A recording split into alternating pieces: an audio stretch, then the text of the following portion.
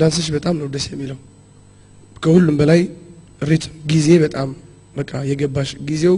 የትግርኛ ሪትሙ ጊዜው በጣም ነው ያያስው እሱ ነው የጠቀመሽ ልክ ከከበረው እኩል ስለምትገቢ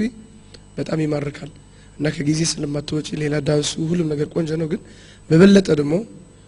ትልቅ ውድድር ነው የሚጠብቅሽ የተሻለ ነገር እዛ የሚጨመሩ ነገሮች ጨማምረሽ እንድትዘጋጂ ለዛሬ ግን ይመጥናል